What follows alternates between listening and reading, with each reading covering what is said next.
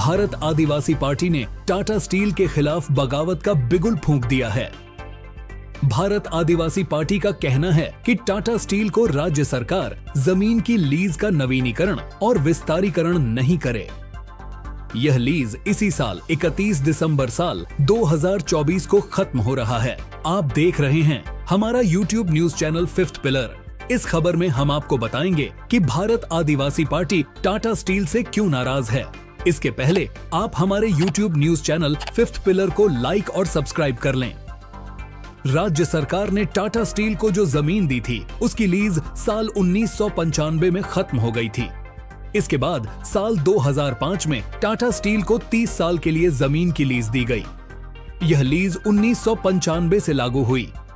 भारत आदिवासी party के महासचिव कृष्णा हांसदा का कहना है कि यह लीज इस साल 31 दिसंबर साल 2024 को खत्म हो रही है।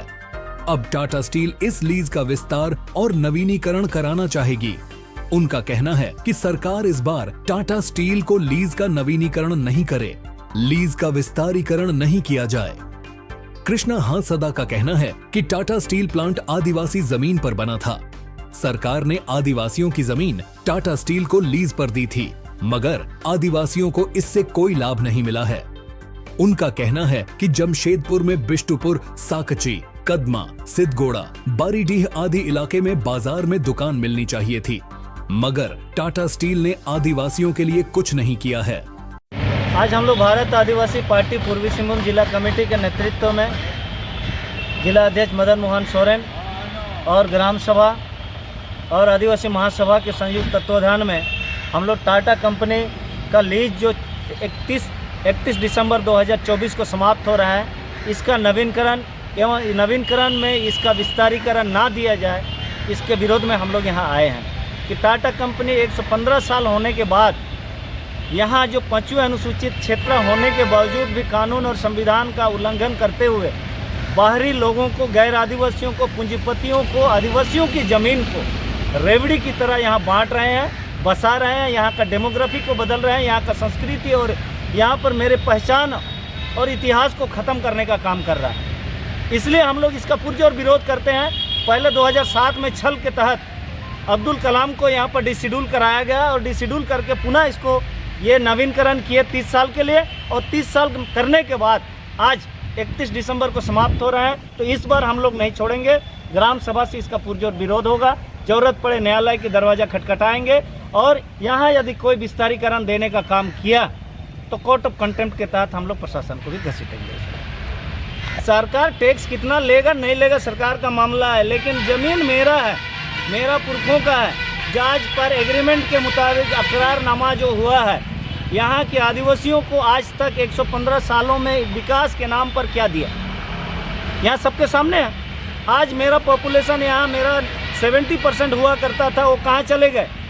क्या आदिवासी बच्चा पैदा नहीं कर रहा? सवाल ये पैदा हो रहा नहीं, पैदा कर रहा है। हमको विस्थापित करके हमको यहाँ से मजदूरी करके पलायन करने को मजबूर कर रहा है, पलायन करने को मजबूर कर रहा है ये टाटा कंपनी। और मेरे जो संस्कृति है, मेरे जो इतिहास है, मेरे सभ्यता है, इसको समाप्त करने का ये टाटा कंपनी ये एक मनुवादी विचारधारा के तहत हमको समाप्त करने का काम कर रहा है। यहाँ पर इस बार टाटा कंपनी का लीज यहाँ रद्द हो जाए और यहाँ खाली करके हमको ज़मीन मेरे को पुनः दो, हम खेती बाड़ी करेंगे। मेरा इतना आदमी जो यहाँ पर था पहले 32 मौजा में, वो आदमी कहाँ चले गए? क्या टाटा कंपनी जवाब दे पाएंगे?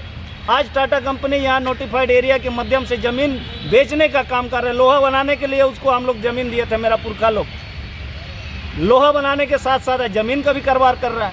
आज देखिए सारा सुपर मॉल जितना मॉल है उनको दिया जा रहा है, लेकिन आदिवासी को क्यों नहीं दे रहा? हम भी चाहते हैं हमको देना, इधर में हम पेट्रोल पंप खोलेगा, लेकिन नहीं दे रहा। क्या उसका बाप का ज़मीन है, आज लीज पे है, सब लीज में यहाँ बसाया है शहर, और सब लीज वाला लोग बोलता है हमको मालिकाना हक दो। ये भाई भाड़ा में रहते हो, हाँ तुमको कहाँ से मिलेगा? टाटा कंपनी मालिक नहीं हो सका तो सब लीज वाला मालिक नहीं हो सकता है। सब यहाँ पर नेता लोग रोटी सेंक रहा है और हम लोग अभी सेंकने नहीं देंगे ज़्यादा दिन। इसीलिए इस बार लीज समाप्त हो जाए, कंपनी बंद हो जाए, हमको कोई मतलब नहीं है कि कंपनी से हमको कोई फ़ायदा नहीं हो रहा है। ज़मीन मेरा पूर्वज का है तो फ़ायदा मेरे को मिलना चाहिए, मेरे को पार्टनरशिप बनाना चाहिए था, मेरे को सारे बाज़ारों में मेरे दुकान मिलना चाहिए था।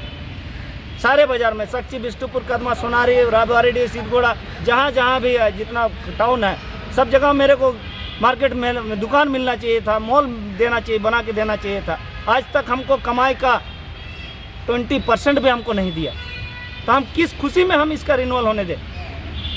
हम बाहरियों के लिए हम यहाँ करने नहीं देंगे, सीधी सी बात है। अब इसके लिए जो होगा हम लोग न्यायालय का हम लोग देखेंगे। टाटा कंपनी कितना गुंडा लगाता है देख लेते हैं।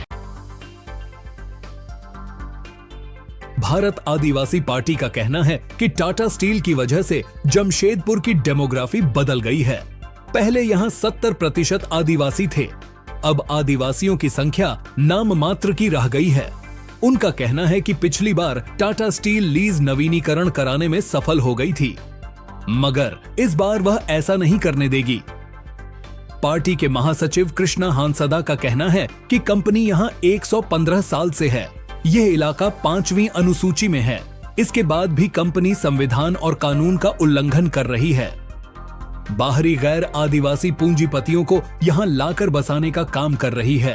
टाटा स्टील के अधिकारी बाहरी लोगों को यहाँ की जमीन रेवड़ी की तरह बांट रहे हैं। उन्होंने सवाल किया कि टाटा स्टील को यह जमीन लीज पर दी गई है, वह खुद को इस जमीन का मालिक कैसे समझती है?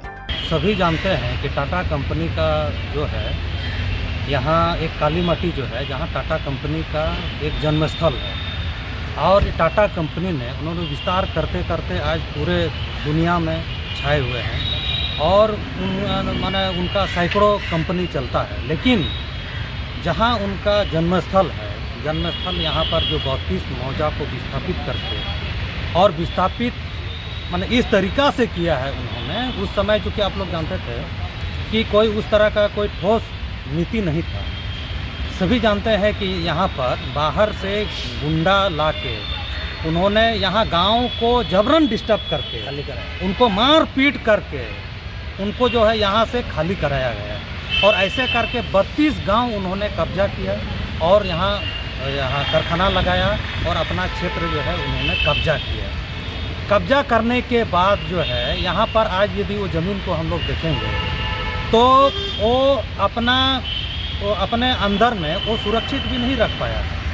यहाँ पर ज़्यादातर ज़मीन जो है उन्होंने बाहरी लोगों को कब्जा करने के लिए छोड़ दिया है, और जो उसके अंडर में था उनको भी सब लीज के नाम पर उन्होंने बाहरी लोगों को सौंप दिया है। इसीलिए 31 दिसंबर को जो है लीज उसका रिन्यूअल होने वाला है, और पिछले बार जो रिन्यूअल हुआ था बिल्कुल वो सरासर गैर संवैधानिक तरीक़ा से हुआ था। हम जानते हैं कि पिछले बार जो है अर्जुन मुंडा ने टाटा कंपनी को लीज रिन्यूअल करने के नाम पर जो है उन्होंने 150 करोड़ जो है वो टैक्स भी उन्होंने छूट दिया था। और दूसरी ओर जो है जिसका ज़मीन है उसका जो है उसका कोई खबर लेने वाला नहीं है। आज जो है डिमना बांध के विस्थापित जो है वहाँ 12 मौजा के लोग विस्थापित लोग जो है आंदोलन कर रहे हैं, उनका ज़मीन जबरन कब्जा हुआ है। ये तो भौतिक सत्यापन में भी ये बात सामने आया है। उसका सूद लेने वाला टाटा कंपनी कभी ये गंभीर नहीं है। दूसरी ओर यहाँ जो कंपनी जो शहरी क्षेत्र में यहाँ पर जो यहाँ के आदिवासी हैं, मूलवासी हैं, जो ज़मीन खाली है, भाई उसको तो ज़मीन आपको वापस कर देना चाहिए। टाटा कंपनी ने जो है बाहरी लोगों के साथ गांठ करके ये ज़मीन भी जो है उन्होंने बंदरबांट कर रहा है। इसीलिए सभी तरह से टाटा कंपनी यहाँ पर रहने के बावजूद आदिवासियों और मूलवासियों का कोई भला नहीं हुआ है, और भविष्य में भी कोई भला नहीं हुआ है, चाहे वो आर्थिक रूप से, सामाजिक रूप से, किसी भी रूप में। तो यहाँ पर देखिएगा, यहाँ केरला समाज का, हाँ उड़िया समाज का, यूपी समाज का, विभिन्न समाज का बहुत बड़ा यहाँ विद्यालय है, प्रतिष्ठान है यहाँ। लेकिन आदिवासियों का यहाँ जो है हो समुदाय का, संताल समुदाय का, वह समुदाय का, ये किसी भी समुदाय का कोई यहाँ का कोई उस तरह का संस्थान कुछ है नहीं। यहाँ पर सामाजिक सांस्कृतिक का लगातार ह्रास हो रहा है टाटा कंपनी के यहाँ के रहने से। इसीलिए भला यही होगा कि टाटा कंपनी जितने जो है जो ज़मीन जो खाली ज़मीन है या लीज से बाहर में जितना ज़मीन है, ये आदिवासियों को, मूलवासियों को ईमानदारी से वो वापस कर दे। और इस बार लीज जो रिन्यूअल होने वाला है, लीज रिन्यूअल हम लोग नहीं होने देंगे। भारत आदिवासी पार्टी ये ठान चुकी है और इसके लिए हम लोग आर पार की लड़ाई लड़ेंगे। अगर जिला प्रशासन टाटा कंपनी के पक्ष में किसी भी तरह से कोई दलाली करता है तो प्रशासन को भी हम लोग नहीं छोड़ेंगे, हम लोग उसको न्यायालय में सबको घसीटेंगे। भारत आदिवासी पार्टी के महासचिव कृष्णा हांसदा का कहना है कि अगर सरकार टाटा स्टील को दोबारा लीज देगी तो इसका विरोध होगा, पार्टी कोर्ट जाएगी। उन्होंने कहा कि यहाँ 32 मौजा की जमीन उनके पुरखों ने टाटा स्टील को लोहा बनाने के लिए दी थी, जमीन का कारोबार करने के लिए नहीं। अब टाटा स्टील पूंजीपतियों को यह जमीन रेवड़ी की तरह बांट रही है। किसी को व्यवसायिक कॉम्प्लेक्स बनाने के लिए जमीन दी जा रही है तो किसी को होटल बनाने के लिए। उन्होंने कहा कि उन्हें भी टाटा स्टील जमीन दे, वह भी पेट्रोल पंप खोलेंगे। उन्होंने कहा कि उन्हें टाटा स्टील जमीन नहीं देगी। भारत आदिवासी पार्टी के जिलाध्यक्ष मदन मोहन सोरेन ने कहा कि 32 मौजा के लोगों को विस्थापित कर यह जमीन टाटा स्टील को दी गई थी। उन्होंने कहा कि कंपनी ने यहाँ के लोगों को मारपीट कर भगाया और जमीन पर कब्जा कर लिया था। उनका कहना है कि आदिवासियों की जमीन वापस कर दिया जाए। उन्होंने कहा कि पिछली बार लीज नवीनीकरण असंवैधानिक तरीके से किया था। डिमना बांध के विस्थापितों को कुछ नहीं मिला, कंपनी उनकी मांग नहीं मान रही है, इन विस्थापितों को कुछ नहीं मिला है। यह लोग लगातार आंदोलन कर रहे हैं। उनका कहना है कि जो जमीन खाली है, जहां टाटा स्टील कुछ नहीं कर रही है, उसे बाहरी लोगों ने कब्जा कर लिया है। टाटा स्टील यह जमीन वापस कर दो। उन्होंने सवाल उठाया कि सभी समाज का यहाँ स्कूल, सामुदायिक भवन और क्लब है, मगर आदिवासी समुदाय को क्लब या स्कूल के लिए जमीन नहीं दी गई है। तो आपको हमारा यह वीडियो कैसा लगा, कमेंट बॉक्स में जरूर बताएं। हमारे YouTube news channel 5th pillar को लाइक और सब्सक्राइब करना न भूलें।